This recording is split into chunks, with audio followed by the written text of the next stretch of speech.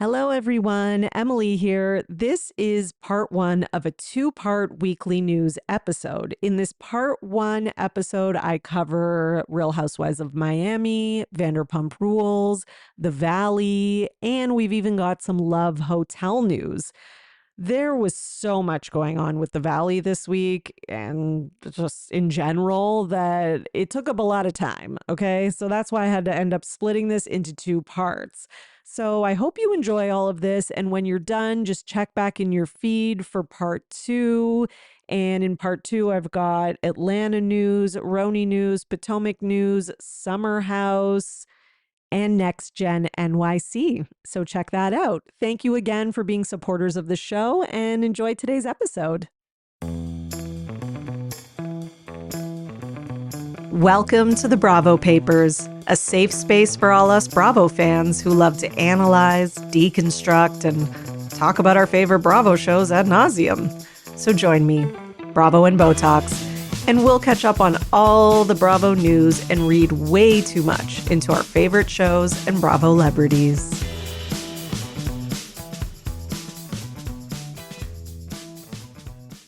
Hello, everyone, and welcome back to another episode of the Bravo Papers, Bravo Weekly News, here with your host, Emily. And we've got quite a bit of news today. So I'm going to get right into it after I say one thing, which is, sorry, this episode is so late. Oh, sorry, there's fluff on my microphone. I was severely taken down with a migraine on Monday and Tuesday, and there was just no way it was going to happen. I just could not do it. So I'm here. It's Wednesday. Better late than never, as they say. Let's get into Real Housewives of Miami to start. So Julia is addressing her treatment of Gertie on the show because we've all seen this whole like Zoom gate thing of Julia wanting to announce the birth of her, not the birth, but the adoption of her two young boys that she's adopting. And then, kind of, I don't know, acting like Gertie purposefully didn't show up to the Zoom when it clearly was like a miscommunication slash a scheduling conflict. And it was not, Gertie doing that on purpose to be malicious or anything. And Julia is kind of acting a little much over it. I don't know, like she's just being really extra over it.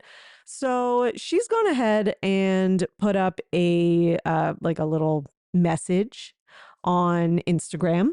And since then, Gertie has responded with some receipts. Okay. So here's what Julia wrote. She wrote, "My beautiful souls," which, okay. "This season, you've seen a different side of me. And again, bear in mind, this message is after 2 episodes. So she's clearly getting ahead of something and knows that her behavior is going to get worse. Okay. One even I've struggled to fully explain. The truth is, just before we began filming, something life-changing happened. I was given the chance to welcome two incredible boys into my life. It was sudden, emotional, and felt deeply destined. But here's the part no one saw. The adoptions weren't finalized, not yet. I was living in an emotional in-between, loving these boys fiercely while navigating legal uncertainty and keeping so much of it quiet. It was overwhelming. Beautiful, yes, but also fragile, sacred, and stressful beyond words, which is why I was so cautious about sharing anything about them in writing. Okay, so when moments came up like sending that strange message you all saw, I didn't always show up as my most present or thoughtful self. And when it came to Gertie, the truth is at the time we weren't in the close, heart-connected place we had once been. Our friendship had shifted a bit, not in anger, not in conflict, just life pulling us in different directions. So when she reached out, I was so wrapped in protecting my own emotional chaos, I fumbled. I never meant to come off cold, careless, or bizarre. I was simply in a storm of my own. This has been a season of growth, messiness, and deep transformation. Thank you for giving me the space to walk through it imperfectly, but with a full and open heart. With love, always, Julia. Okay. So one thing I need to say is if you write something like this, which it's very long, okay, it's very long, as you all just heard. And if you see it in writing, it's also very long. But if you are writing something like this, I'm going to assume that your behavior is not good and is going to get worse, which is what I've heard. And may we all be reminded that there was a story that leaked during this filming of this season of Miami. And I can't remember when I covered it in the news, but I did talk about it here sometime in the last 6 months, which was that apparently Julia like throws a drink on Gertie, allegedly. Okay, so I do not know 100% that this has happened. We haven't seen it yet, but from what I've heard, it did happen. And from the previews that I'm seeing for tonight and just kind of the way they're building it up, it seems like something like that is going to happen. Now, if the drink itself ends up being like an exaggeration by whoever leaked it, fine. But, and I will happily, it'd be like, that's not true. However, it does seem like it's going to escalate, and it really is just over nothing. Like, there really is over nothing. Like, it only became something really because of Julia. Like, let's just be honest. And even this week when she told Alexia about it, like even Alexia, and Alexia's like team, not team Gertie, it seems like, but even Alexia was like, huh? Because Gertie's like, yeah. So she replied, congrats. And then you see Alexia just stare up at Julia because Julia's taller. she just stares up at her like, okay, like waiting for the next, like, okay, so what's the conflict? So it's kind of like, what are we doing here? It just seems like Julia's really reaching for this conflict and trying to create something out of nothing. And now she sees that it's not going well because the audience, like, straight out the gate, first episode is not on Julia's side. And, she's looking kind of like a fool. And then I think people started to remember the whole drink thing, and that's not good. And it's like, the other thing that she says in here that I think is odd is that she says, it was overwhelming, beautiful, yes, but also fragile, sacred, and stressful beyond words, which is why I was so cautious about sharing anything about them in writing. Okay, but when it came to sharing this with Gertie, like when that whole thing went down with the whole like, oh, go look on Instagram, basically, it's like, well, at that point, it was for sure because you announced it to the press and to the public. So at that point, like, just to be honest, like, you may have been stressed for other reasons, but the stress of like, are we for sure getting them? I'm assuming was maybe over at that point because, it was at that point finalized and you were sharing it with the press and People Magazine and whoever else. And that's basically when you told Gertie, like, go look at it online, which is really the crux of this whole thing, because then you didn't like Gertie's reply to that, which was just the quote unquote cold congrats with no punctuation, etc. So I'm not really buying this. I'm not saying that maybe this wasn't like a stressful event for Julia, but here's the other thing. The world does not pause because you're going through something stressful. And, this is also something you're choosing.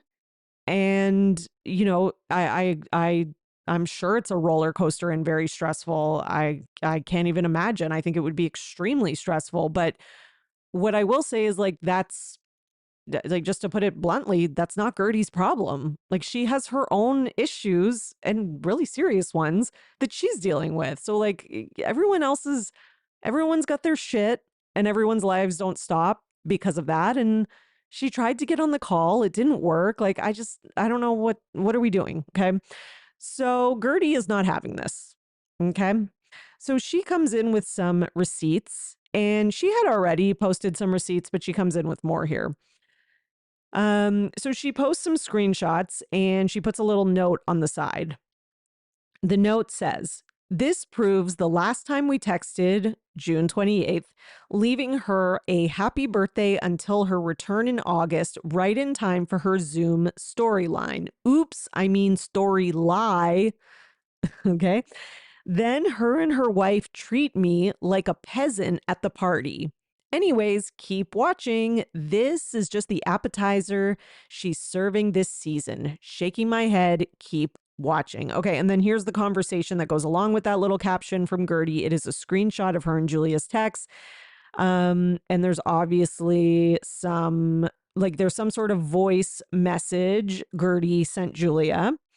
And that was, as she says, June 28th, and it was a birthday message. And then the next time and then a reply on June 28th from Julia saying, "Thank you so much, babe. Would love to get together, but I'm leaving next week to London until August 8th. What are your plans? I've seen you traveling XOXO or XXX." And then August 14th, Gertie sends her a message, initiates this with Julia and says, "Hi, are you sending a new link? It never worked when I tried it 3 times." And then Julia replies and says, "Hi, sorry, my friend. I don't know what went wrong. We only had one link that everybody stayed on. Sorry you couldn't get in. I had something amazing to tell you guys at the same time. Now it's out and have been publicly announced. Talk to you soon. Hope you're feeling better after your surgery and will recover fast. 2 heart emojis." And Gertie says, "Oh, okay. So I guess I'll look online for this announcement? Question mark, exclamation point, question mark, K." And then, so like, no one's being bitchy yet. And then Julia responds and says, "You will understand when you read." 3 smiley faces. And then, okay. And then Gertie posts another screenshot and says, this is Gertie's like caption on the screenshot says, "The go fetch text." Okay. And then I guess she says, "You will understand when you read it." This is Julia continued. "My hands are literally full right now, so I'm dictating this message, but we'll talk to you soon. XXXXX." And then Gertie says, "Custom happy faces while dictating. Wow." And then Julia says, "Congrats."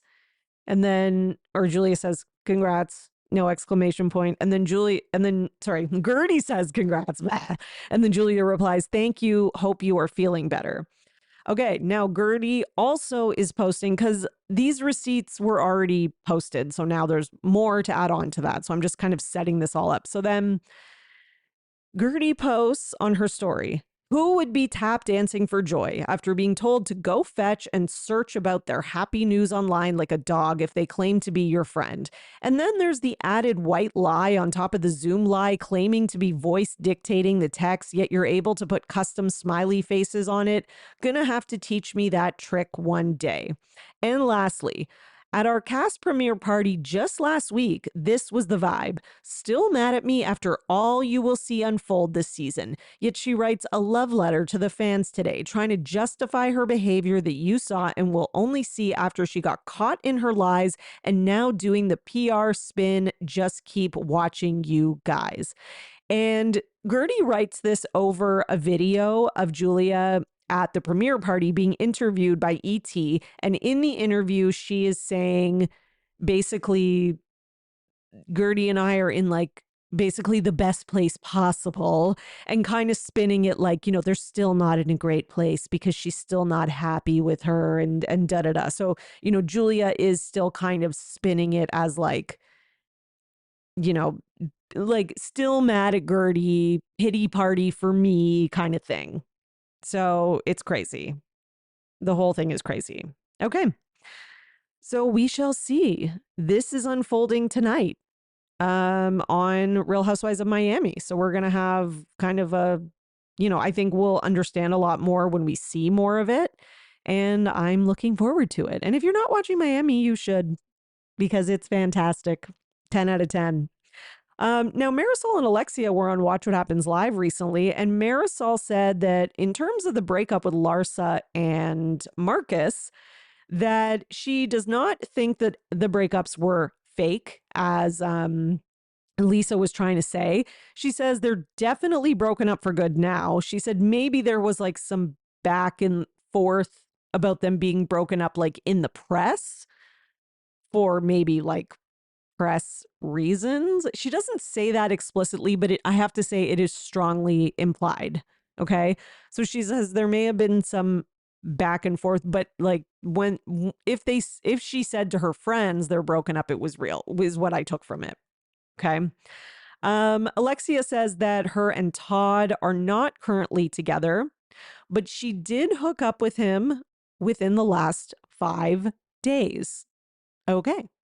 Well, then. So that was the last 5 days since she was on Watch What Happens Live, which was like last week. Okay. So, so you're not broken up, but you're not together, but you're in that limbo, which that's not good, Alexia. It's time to cut the cord there. She says the rest of the season will explain the situation better, but she says there's a lot of highs and lows on her journey, which, yeah, that's what a toxic guy will do to you, though. Like when you're in like this toxic kind of, I know this is more than a situationship because they were like married, but when you're in one of these like toxic things, it's like the reason you keep getting pulled back in is because of the high highs and the low lows. It's like the lows are so terrible, but then when you get the high, like it is almost like a drug addiction. Like you get the high and then you just chase that and you think it's going to come back, and when really it's never going to be steady like that. And that's kind of what Alexia needs to realize at her big age. Okay. There was a lot of flirting on this Watch What Happens Live between John Mayer and Alexia. And I'm not just meaning like joking flirting. It was like legit. Like I'm just saying he seemed into her. She was loving it. So I don't know. Would I be surprised if something happened? I think if Todd watches it, he's not going to be happy. And yeah, I would love to see that. I would love to see Todd get all angry about that. But it was something. He even made a comment about how this might be the only, housewives show he actually sits down and watches. And, he was like giving her relationship advice because John Mayer was the bartender. So who knows? Maybe we're going to get Alexia and John Mayer dating. Maybe that's what will get her away from Todd. Maybe she just needs some positive attention from somebody else. We shall see. All right, let's get into some Vanderpump Rules news because Ms. Lala Kent is getting into a little bit of hot water due to her Father's Day Instagram post, which left commenters criticizing her for two things: leaving out a photo of her daughter, Ocean, and not acknowledging Ocean's father, Randall Emmett. Okay, so she posts like a carousel and it's got, pictures of Sosa, okay, and her and Sosa on her own, her brother and Sosa, her dad as well. And then this is the caption. It says, "Happy Father's Day to me. No, but really, happy Father's Day to my sweet dad. Today, I am also grateful for Easton. Easton is Lala's brother, in case you don't know. I cannot wait for him to have his own kids one day. They will certainly be lucky to have him. And shout out to the dude who gave me one of my two greatest blessings. He will never know, but whoever he is, thank you. Happy Father's Day to anyone who is stepping up as a dad. Whether they are your kids or not, today belongs to you." Okay. Now, there's a ton of backlash in her comments, okay, including, I'll read a couple examples. Um, I don't normally say shit, but come on, Lala, this is rude. She leaves Ocean out to include her hate for Randall. Very strange post. You leave Ocean out of the post because she has a dad? Why would you post your brother? What else? You were a mistress who decided to have a child with him. I'm not sure what you expected. Then you decided to have a baby who will never know her father. The audacity you have to give yourself a shout out on Father's Day when you choose this life. I used to have respect for you, but now I am seeing why you have no friends and fight with every single person who comes into your life. Somebody else. Where's Ocean? Somebody else. Sad you made a choice to deny your daughter a father for your own selfish reasons. Okay, wow. People are just going to town. Anyways, okay. I can agree with only one thing from the haters, and there are hundreds of comments. I can agree with you should have posted a picture of Ocean. Because if you're doing a happy Father's Day to me, even if it's like a joke, fine. You should put both of your kids in the picture. You should put a picture of, like, she put a picture of her holding Sosa. So I'm like, why wouldn't you just put a picture of you holding both of them and be like, happy Father's Day to me, LOL. No, but really happy Father's Day to my dad. and you could even say like he would have been a great grandpa to these two girls, like something like that. Call it a day. You're done, right? So, and I don't have any problem with her saying happy Father's Day to the sperm donor. That's up to her. I don't care. That's not my business. There, people being like, you chose not to have a daughter for your child. Did it? Like, I'm not, like, I don't subscribe to that. Like, I understand that this is an issue that there's a lot of debate about in terms of like, is it healthy for the child? And, I've seen people talking about it on Reddit, like people who come from like donor, who had like a quote unquote donor father or whatever, and have some trauma from it, and others who shared their experience and said they're fine. So I don't know. Okay. You can also have a biological father who can be a monster and can fuck up your entire life. So I'm just staying out of that. But to say that she needs to say happy Father's Day to Randall, that I'm kind of like, no, she doesn't owe Randall anything. Okay. I don't think she owes a Father's Day post to really anyone except her own father in this case. Okay. And on top of that, it's like, just put a picture of Ocean. Okay. Because, like, come on.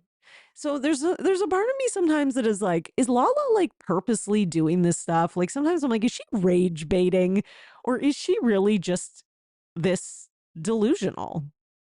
I think she is.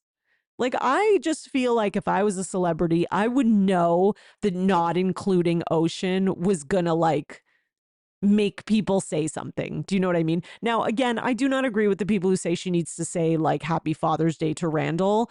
You don't need to badmouth him, but you also don't need to say anything positive to him either. Whether she was the mistress or not is irrelevant in this case, in my opinion.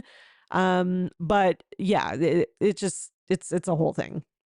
Okay, now Lala also was doing an interview recently, or not even, sorry, it was on her own podcast. And she was talking about her friendship with Amber Childers, who is basically Randall and Ramitz. I was going to say that could be his like first last name combo, Ramit. Okay, she was talking about her relationship with Amber, given that she was the quote unquote other woman. And she says, and again, this is why I think she's rage baiting sometimes, because this is what she says. No matter how you want to break it down or on how it happened, I was the other woman.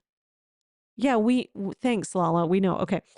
And whether I knew that or not, whether I chose to turn a blind eye, who knows the reasoning? I have apologized profusely to Amber for the pain that I caused her during that time. What do you mean, whether you knew it or not? Okay, first of all, you knew it. Okay. Here's the thing that bugs me is she's trying to like this revisionist history that she's been playing nonstop since like the last few seasons of Vanderpump Rules. You were going on Instagram and shit and like calling out Amber and making fun of her. And like, I still remember that. Like, you were like, not only like you knew that there was something. Like, I don't know. Okay. And then the other thing she says, I was the other woman, and whether I knew that or not, whether I chose to turn a blind eye, who knows the reasoning? You know the reasoning. What do you mean who knows the reasoning? If anyone knows the reason you turned a blind eye to being the other woman, it's you. Like, isn't that a nice way to just shake off responsibility? Okay, that's enough. That's enough Lala for today. Let's talk about the Valley. Not that there's much better people on the Valley, but listen, the big news with the Valley, as we all know, is that recently Jax and Schwartz were on Watch What Happens Live. There's a lot of outrage from the audience over this appearance, many people feeling like he shouldn't be on the show in the first place, let alone Watch What Happens Live. So, hopefully you didn't watch it. A lot of people were like, don't watch it, don't, support it, give them the ratings, all that kind of stuff. I did not watch it, but I did watch the clips that were floating around online and have a quick summary of those clips for you. So to be frank, so much of it is, and not Frank Drummond, by the way, so much of it is such bullshit that there isn't even that much to report on. But what I will say is that he gave a few tidbits that I guess have some meat to them. So he says him and Britt should have broken up a long time ago because it was so toxic. Okay, so this is Jax's way of being like, you can't fire me, I quit. Like it doesn't matter whether she, filed for divorce or not, because we should have broken up anyways, and it was the right thing to do, and I agreed with it. So basically, it was like mutual. So guys, I didn't get dumped. Okay, it's like everything is to save his ego, like 100%. And then he goes on to say that Britt should have given him a 2 when she was talking. Because you'll remember there was that interview with Britt where she gave him a 2 out of 10 for his sexual performance. And he says, yeah, you know what? She should have given me a 2. She should have given me a 1 because, yeah, it was bad. It was bad, because things were so bad between us. I didn't want to be intimate with her. So she's absolutely right. I didn't want to be intimate with her. Oh, so it's not that you have performance issues, it's that you didn't want to sleep with her. She's the problem. Okay. So if your sex life was bad, it's because you weren't attracted to Brit, or you didn't want to have sex with her, or because your relationship was bad. Like, it's just always not his fault. That is his way of spinning it. It's infuriating. Okay. Schwartz says he has a good relationship with Sandoval because Schwartz was there too. Don't forget about Schwartz. He's not on any shows, yet he's everywhere. He says that he has a good relationship with Sandoval and his relationship with Katie is great. Jack says he's so jealous of the relationship that Katie and Tom have post-divorce, and Andy jumps in to remind him. He says, you could also have that. He's like, I'm so jealous. I wish Britt and I could have that. Did it? And Andy's like, you can. He's like, that's like up to you. And Andy says to him, it's in your hands. Just be kind. And then Jax is like, yeah, no, you're right. And he just looks at him. And then he has this stupid little smirk on his face, as in like, he's never going to do that. He's never going to make Britt's life easy. He's never going to reward her for leaving him. Like, look how he has to like dance around every single question to make sure that everybody knows that, if she left him, it's because they both wanted that and he was going to do it anyway. She just, she jumped to it first. If she says he's bad in bed, it's because he wasn't attracted to her. Like, everything has to be spun in a way to save his ego. Jack says he sees Cruz 2 to 3 times a week and that they do contact each other to basically work out their schedule. And he says that part's actually been really good and he can't complain about that.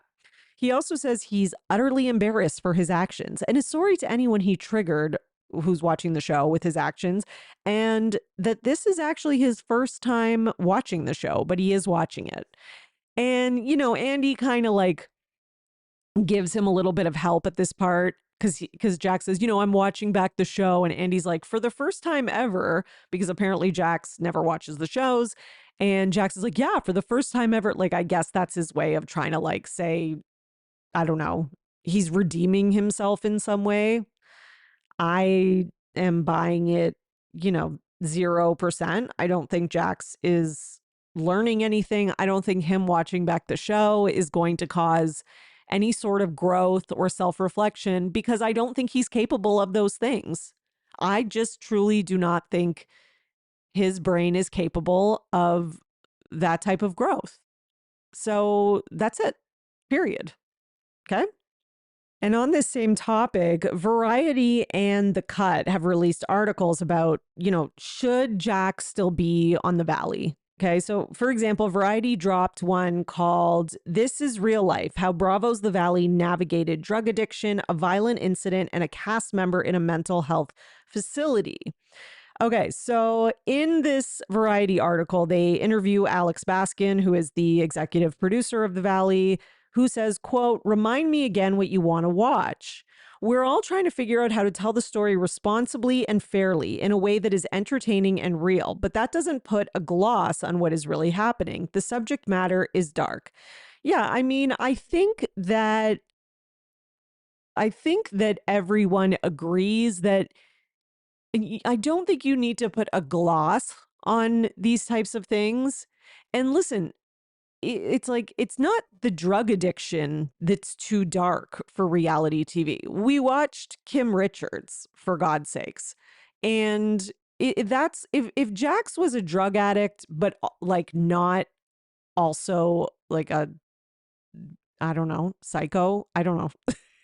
If Jax was a drug addict but not like abusive, like if he was just an addict who was just like an idiot, who was just doing these things, couldn't get out of his spiral of addiction, maybe it was making him like, even if it was like making him like neglect his family or like knock him, that would be terrible. And that is something that happens in real life. Or maybe he's an addict who also cheats on his wife. I think all of that could be dealt with on TV in a responsible way. And those are all things that happen. So does abuse. Okay, let's also say that. This is reality TV. In the real world, people are in abusive relationships. I think what makes this different is that he is not like the husband to the star, nor is he like an off-scene character or storyline, which we've had that on Housewives before, like with Taylor. We've had other people on Housewives, like even um Kelly on Atlanta right now is going through a divorce. We don't see him, but she talks about that there was physical abuse in this relationship, right? So, this is not the first time that we've talked about the subject matter. I don't think that's the issue. I think the issue is that it feels like he's being rewarded, right? It feels like you're rewarding a domestic abuser. And the reason is because this show came back on the air and it very much was centered around Jax and Kristen, to be honest. Um, that's just the truth of it, right? We knew them from Vanderpump Rules. They were like the bridge that was crossing over the show. And we kind of all were given the impression, and we know now a lot of this was from Jax's careful manipulation over the years.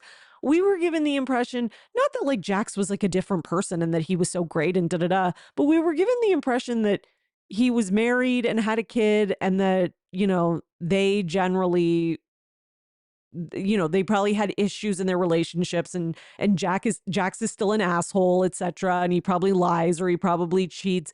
But like we were not under the impression that it was like this, which is kind of like a next level. And I think once we heard about the violence and the kind of like stalking and cameras, like that's when like, it's like, are we going to keep rewarding this guy who's doing this with being the star of his show, which he clearly sees it as that. Like he sees himself as the center and star of the show.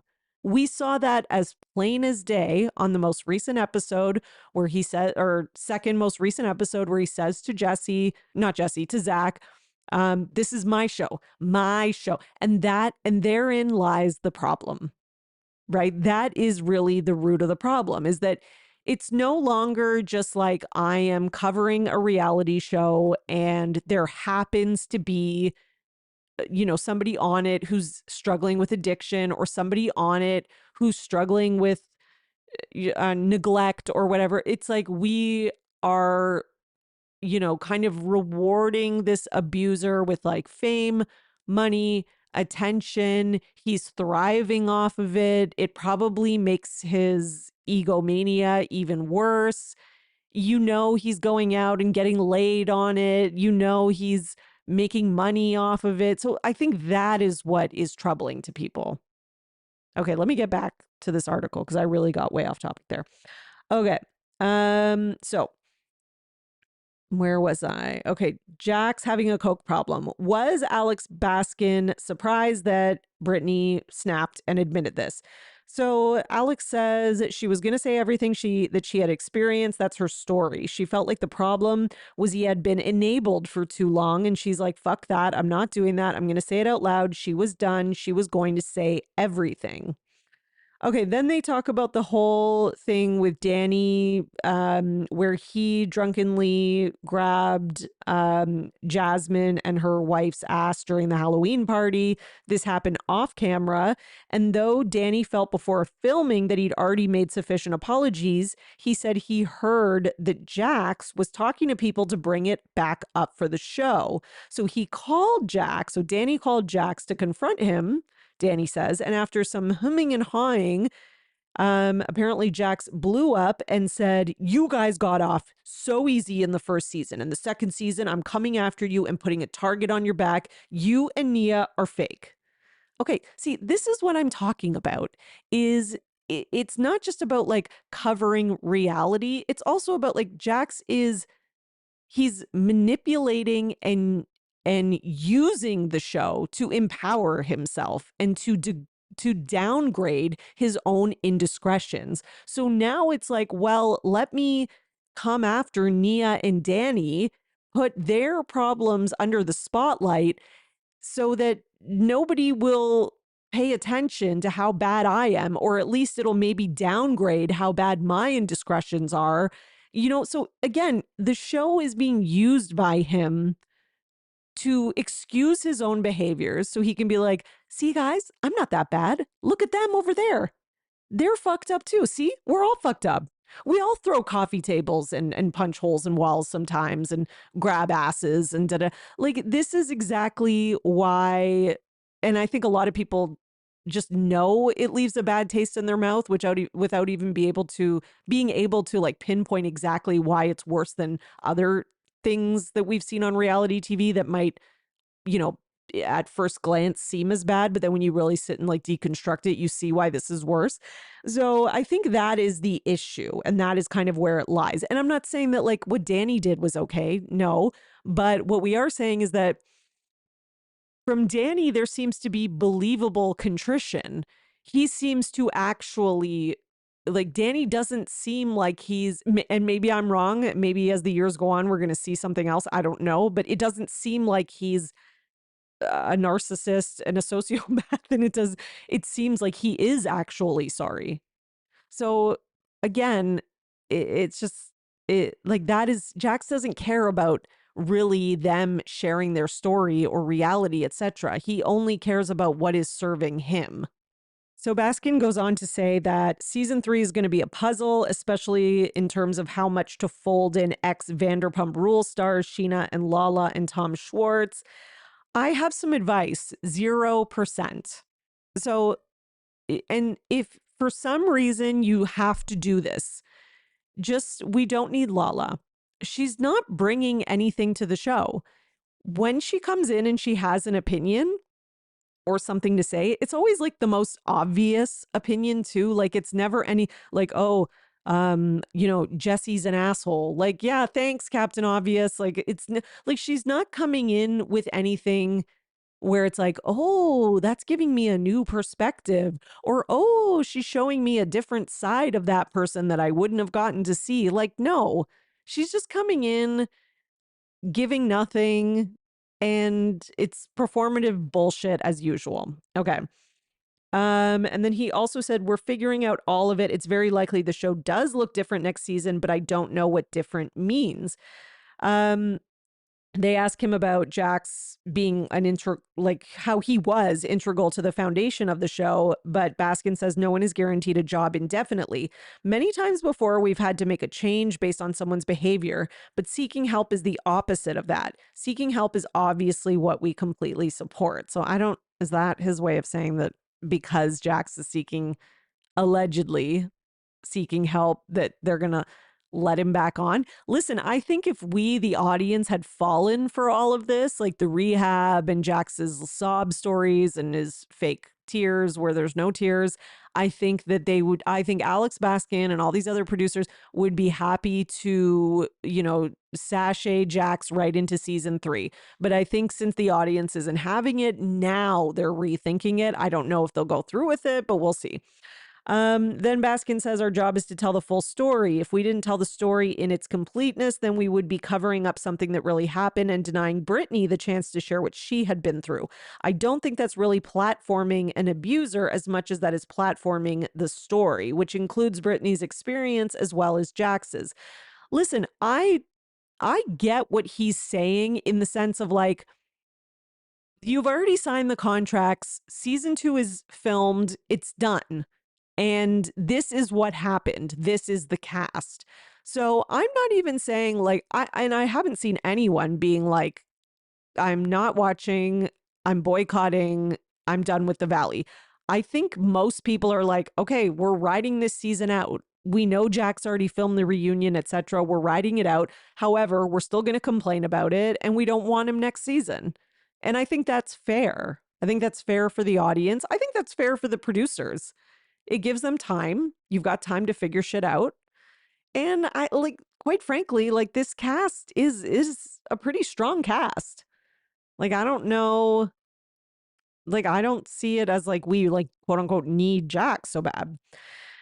Okay, so then they pressed Baskin again about what season 3 might look like. And he said, we don't want to be in a situation where we're forcing together people who wouldn't spend the time together in real life. Well, that's the other thing. Is like Brittany wouldn't be hanging out with Jax. But I mean, that's not the only problem, because I think now you're going to have even more people who are completely soured on each other based on how this season has gone. Like Jesse and Michelle, like that's not making sense. Like, I don't know. Okay. So he says that can become taxing and difficult to watch. Given the large size of the ensemble, Baskin hopes at least some of them can share the same space. But at this point, I don't know what form that will take going forward. Okay. Well, you better figure it out, Baskin. Oh, yeah. And there's a couple other little things from Watch What Happens Live that I forgot to mention. So Jax mentions Kristen's name at some point. I don't know exactly what he said because, again, I didn't watch the full episode because I didn't want to like support it. But during it, Kristen went on to Zach's Twitter account because I guess she doesn't use Twitter anymore. And she said, at Bravo TV, at Bravo Watch What Happens Live. Hey, this is Kristen on Zach's Twitter. Don't say my name. Keep me out of your bullshit.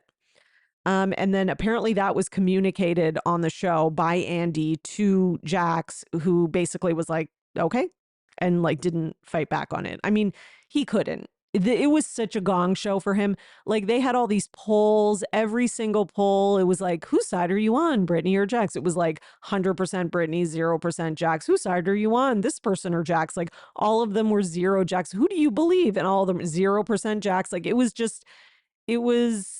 like that part of it was beautiful. I'll say that. And you could just see him just getting angrier and angrier, tail between legs. But again, not because he feels bad for what he did to Brittany. It's because he feels upset that he is losing popularity and possibly his role and his job on the show. Like that's why he's upset. That's why he's fuming.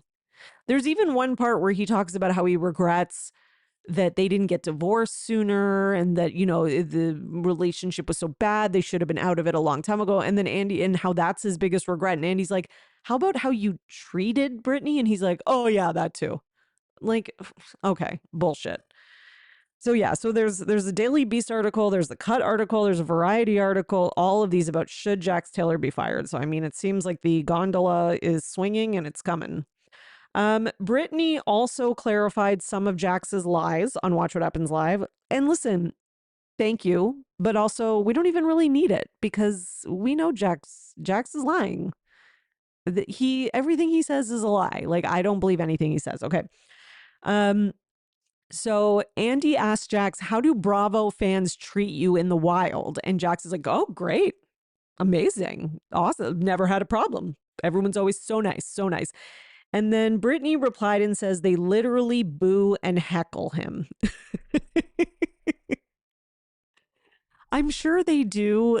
Listen, I think there was a time where they didn't, and I think probably since this season started, it's been boo and heckle, but I'm sure up until this season, I think he probably did get treated okay. Cuz from what I've heard, it's like, him and Schwartz go to events and stuff and they're like celebrities and everyone loves them and but, for the most part, I think they probably get treated pretty good, but I do think that now that this season's playing out, probably not.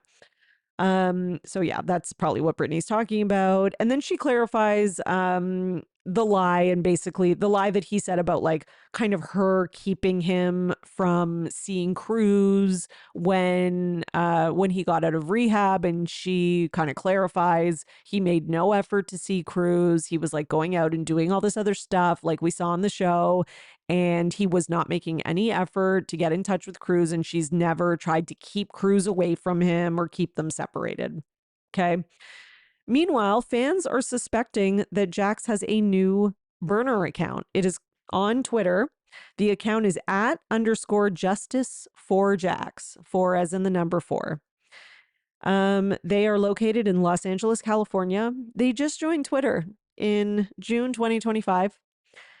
Um, they're following 22 people. Um,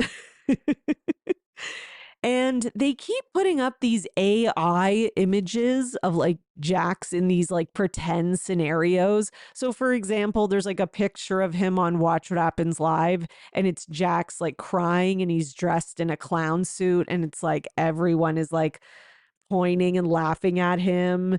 And hang on, let me find the picture because it is so, not that you guys can see it, but then I can just like describe it better because it's so insane.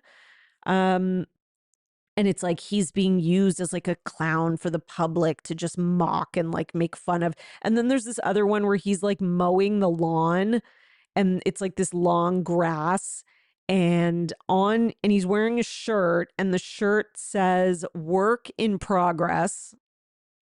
Jax's favorite line.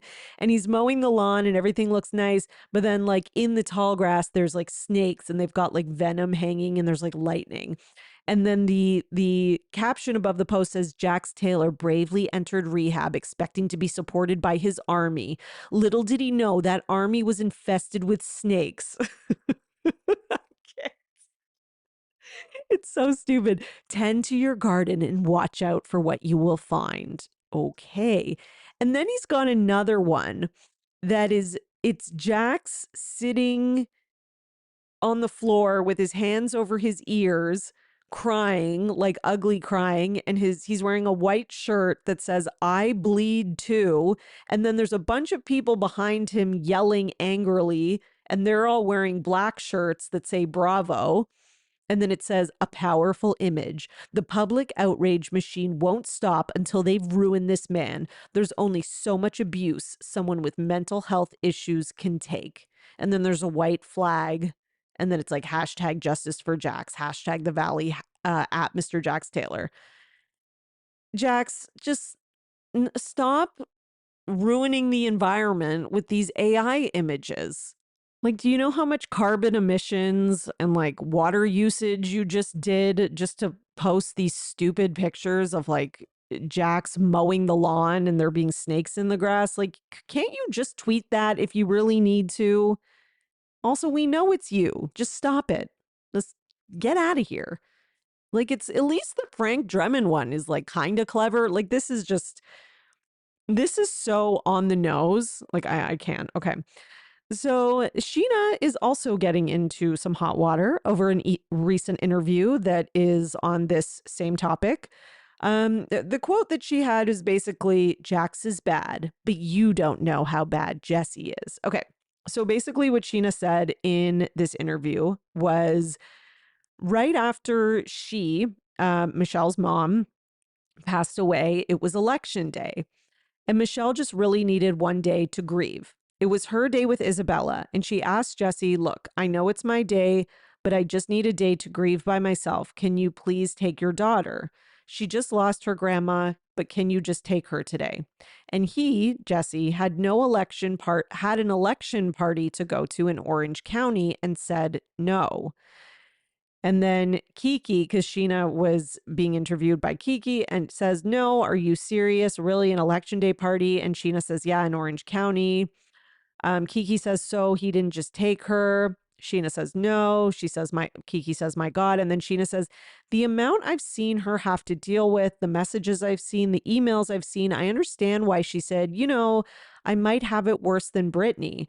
Obviously, we followed this couple, Jax and Brittany, for 10 years on the show. Everyone knows how bad Jax is. You don't know how bad Jesse is because you're just seeing him out on his charming face and whatever.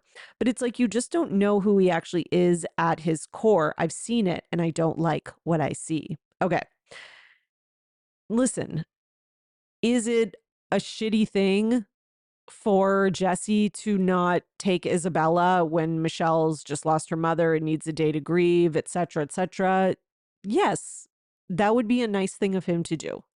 It would be very nice for him to cancel his plans to go to a party, to be with his daughter whose grandmother has passed on the day that she's supposed to be with her mom, and to switch days or to cover for Michelle or whatever. Yes, that would be a very nice thing to do. Is he obligated to do it? Technically, no.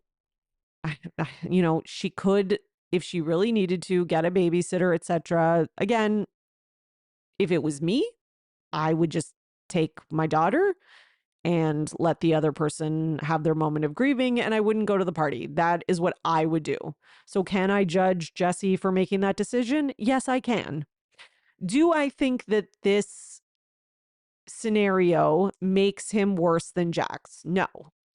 Would I even be comparing it in the first place if it wasn't for Sheena and Michelle? Also, no, I wouldn't compare it because there's no point in comparing. They're two different men who, guess what, are both awful in their own ways. Okay? Everyone is a unique, awful snowflake. Okay? We don't need to compare. And there's no point in even bringing up the comparison because guess what, Sheena and Michelle, you will lose every single time if you are comparing to Jax Taylor. Jax Taylor is the gold Olympic medalist of toxicity. Like he's not just the worst person on the valley, he may be the worst person on television, period. Do you understand what you're up against?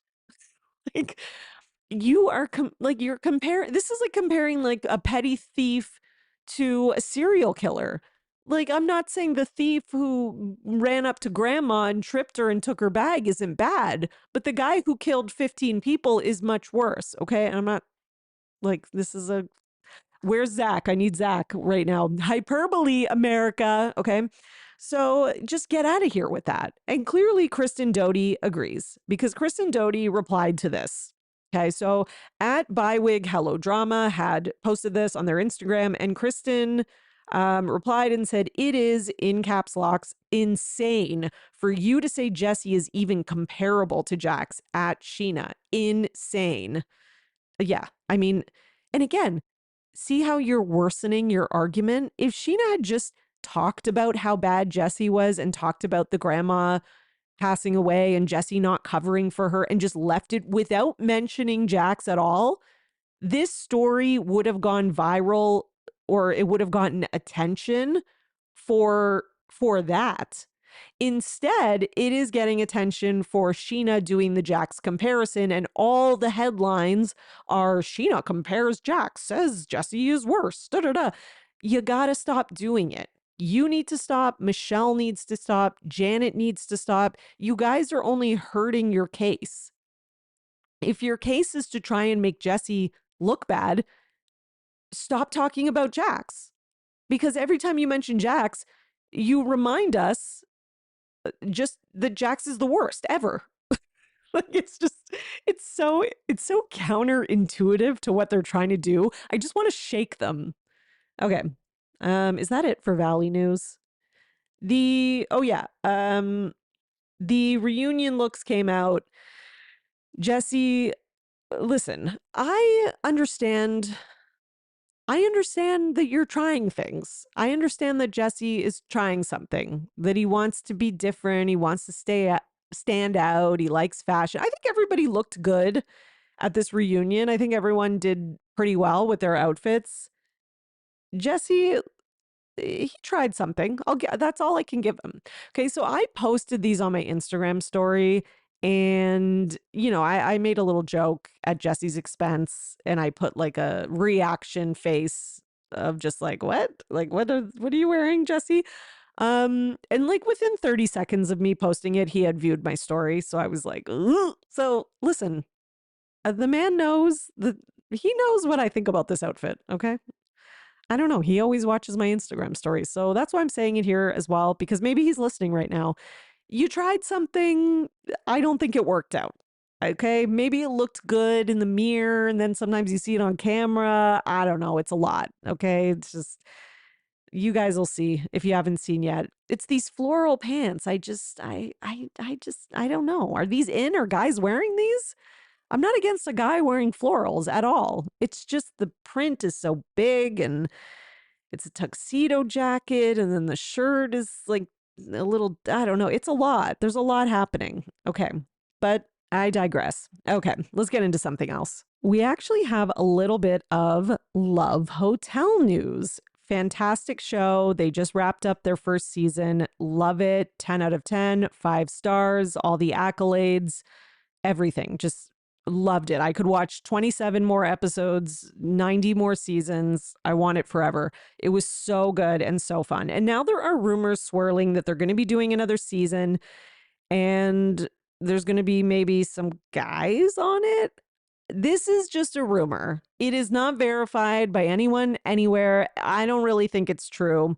But what I'm hearing is that they may have a love hotel with none other than Schwartz, Carl, Shep, and Jesse. I think this is a big mistake. I don't think that I think we want to see, I really think Bravo audiences want to see the women dating. I don't think we want to see 4 fuckboys acting like fuckboys and pretending they're really looking for a relationship when they're not, and trying to manipulate us into thinking that they're like these good, nice guys that are all ready to grow up and have real relationships and blah, blah, blah. Plus, I thought Jesse had a girlfriend. Plus, I've also heard rumors that Carl's dating Vanita. So to me, this does not ring true. So this is floating around out there, but I don't think it's true. And there are so many single housewives who I think we would all rather watch. We'd rather, and it's a mostly female audience. I think we'd rather see a bunch of guys vying for the women. Like, I just don't think, this just doesn't seem plausible to me. Maybe once this Love Hotel show is like more established, it's a few years in, maybe they could do a version of it with some of the male Bravo lebs who are less hated. I don't know. But I'm just not seeing that right now. Meanwhile, Luann was on Watch What Happens Live, and she is still dating James, and she was wearing this nice little gold key necklace, like key to his heart kind of thing, and they're doing the long distance relationship, and she says they're happy and things are going well, and she is wearing a big rock on her engagement finger, but it is not from James, so it is not like a engagement ring or anything like that.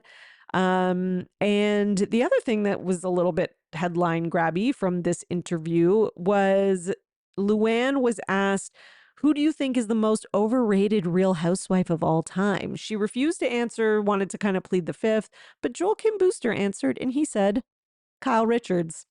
And in that moment, he won a few points back from me, because he's been on my shit list ever since he popped off on Shannon. But I gotta say, he won a few points back there. Okay, thank you. Anyone who's coming after Kyle Richards is a friend of mine.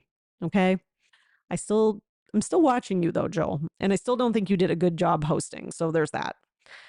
Okay, we are going to end there.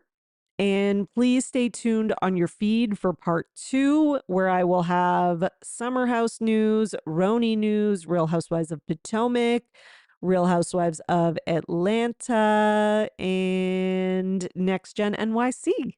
All right, everyone, you are now in the know for everything Bravo. See you next time. Bye. Thanks for listening, everyone. Your support really means everything to me, and this show wouldn't be possible without you, the listeners. So please, if you enjoy the podcast, leave a 5-star rating and subscribe so you don't miss an episode. For more, you can join my Patreon, patreon.com/Bravo and Botox. And for $5 a month, you'll get 4 extra podcast episodes a month. You'll also get early releases of Bravo Paper episodes and more. Please also subscribe to my YouTube channel at The Bravo Papers and follow me on Twitter, Instagram, at Bravo and Botox and at The Bravo Papers. If you'd like to buy me a coffee, you can at buymeacoffee.com/Bravo and Botox. Send your love through some much needed caffeine. And any guest that was on today's episode will be in the show notes, all their social media and contact information. So thank you so much, everyone. Keep overanalyzing Bravo.